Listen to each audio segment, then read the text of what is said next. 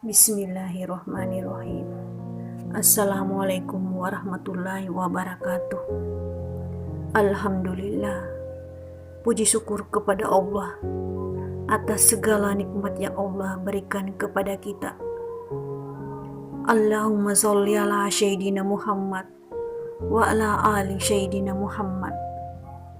Deretan peristiwa yang terjadi di awal tahun 2021 di tengah wabah COVID-19, Sriwijaya air jatuh, Sumedang longsor, Sulawesi gempa, Kalimantan banjir, Merapi meletus, Manado air laut meluap dan banjir. Korban wafat banyak sekali. Semua terjadi berentetan. Peristiwa jatuhnya pesawat Sriwijaya Air SJ182 terjadi di perairan Pulau Laki Lancang, Kepulauan Seribu, Jakarta Utara pada tanggal 9 Januari 2021 yang mengangkut 62 penumpang termasuk awak maskapai. Dan bencana longsor yang terjadi di Sumedang pada tanggal 9 Januari pula, tepatnya di Desa Cihanjuang, Kecamatan Cimanggung. Dan banjir di Kalimantan Selatan, hujan lebat disertai kilat dan angin kencang pada tanggal 12-14 Januari mengakibatkan banjir yang menggenangi sejumlah wilayah di Kalimantan Selatan. Dan salah satu wilayah yang terdampak parah akibat bencana banjir itu adalah Kabupaten Balangan yang terletak di bagian utara Kalimantan Selatan. Berikut gempa yang terjadi di Sulawesi Barat pada tanggal 14 Januari 2021, tepatnya di Majene, Sulawesi Barat. Kemudian disusul gempa kedua yang juga terjadi di Majene pada hari Jumat dini hari, serta banjir dan longsor di Manado, Sulawesi, yang terjadi di kota Manado pada hari Sabtu tanggal 16 Januari 2021. Dan bencana berikutnya yang terjadi awal Januari 2021 yaitu Gunung Semeru di Jawa Timur mengalami erupsi pada hari Sabtu 16 Januari 2021 yang mengakibatkan hujan abu vulkanik di beberapa wilayah di Kabupaten Probolinggo. Dan dari peristiwa-peristiwa bencana tersebut telah banyak memakan korban.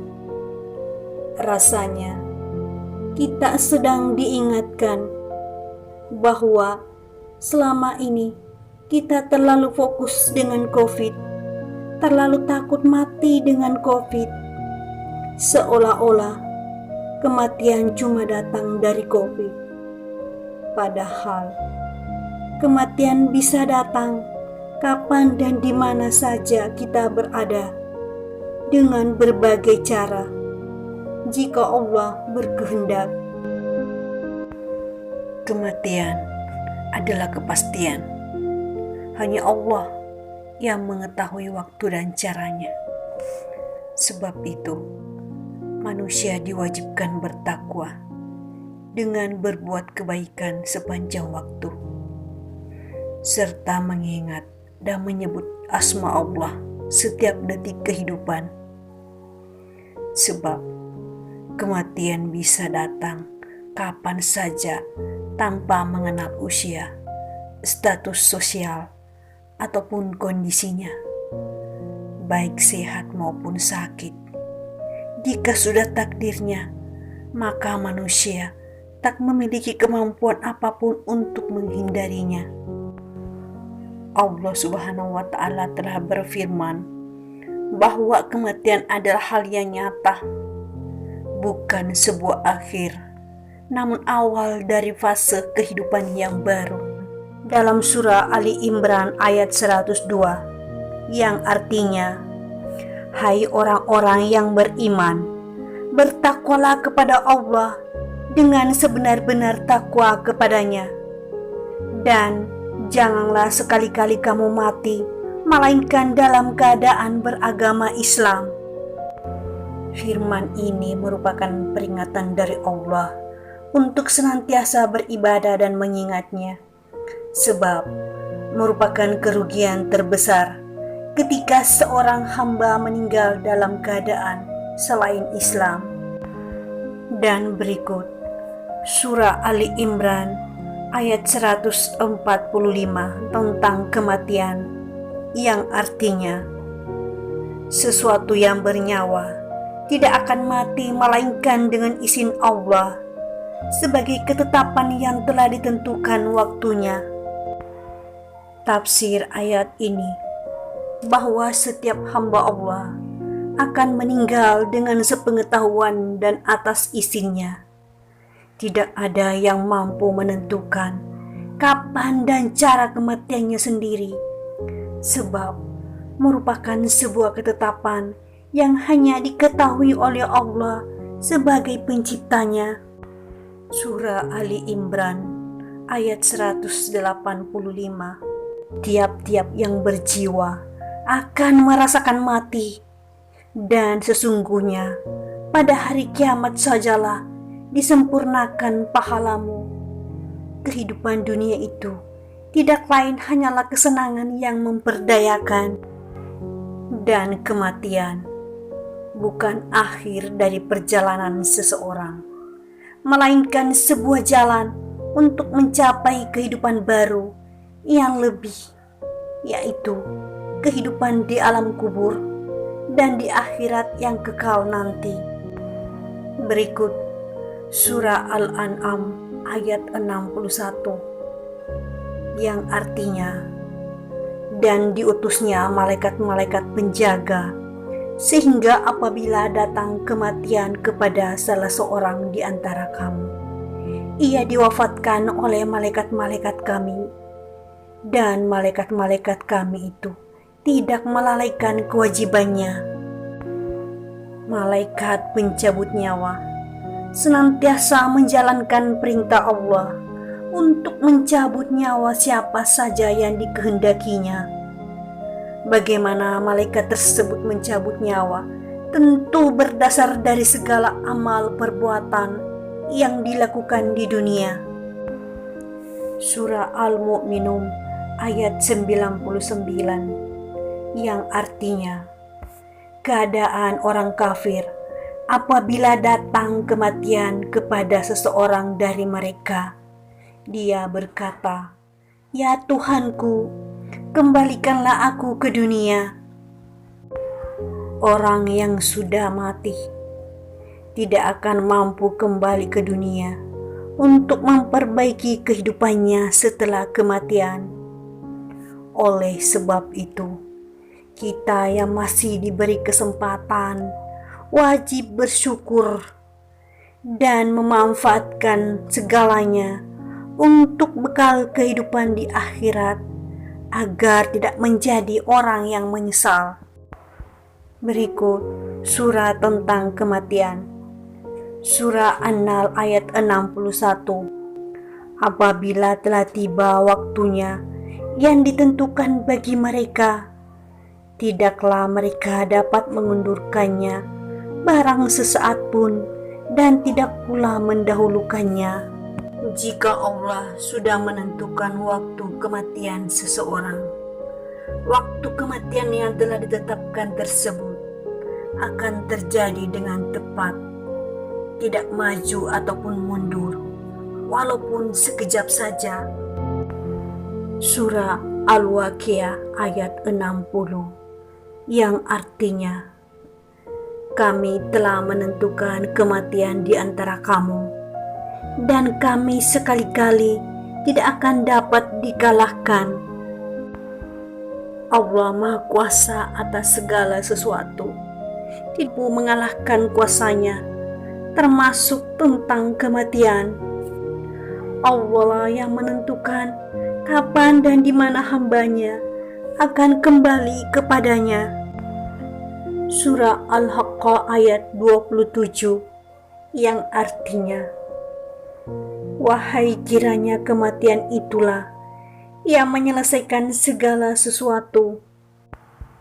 Firman ini menjelaskan bahwa kematian bukanlah akhir dari segala sesuatu atau terlepasnya tanggung jawab seorang hamba. Kematian justru menjadi awal di mana setiap hamba akan diminta pertanggungjawaban atas segala urusan yang dilakukannya di dunia. Dan surah Al-Jumu'ah ayat 8, sesungguhnya kematian itu akan menemui kamu, kemudian kamu akan dikembalikan kepada Allah yang mengetahui yang gaib dan yang nyata. Lalu Dia beritakan kepadamu apa yang telah kamu kerjakan. Firman ini menjelaskan bahwa pada kehidupan setelah mati nanti akan ditunjukkan kepada setiap insan segala yang diperbuatnya selama di dunia, dan hanya kepada Allah hambanya kembali. Surah As-Sajdah ayat 11 yang artinya, malaikat maut yang diserahi untuk mencabut nyawamu akan mematikanmu. Kemudian hanya kepada Tuhanmu lah kamu akan dikembalikan. Penjelasan surah ini, Allah sudah memiliki malaikat khusus yang bertugas sebagai pencabut nyawa. Sekuat apapun seorang hamba berusaha, tidak akan mampu menolak kematian jika malaikat tersebut sudah mendapat perintah dari Allah. Surah As-Zumar ayat 30 yang artinya, sesungguhnya kamu akan mati, dan sesungguhnya mereka akan mati pula.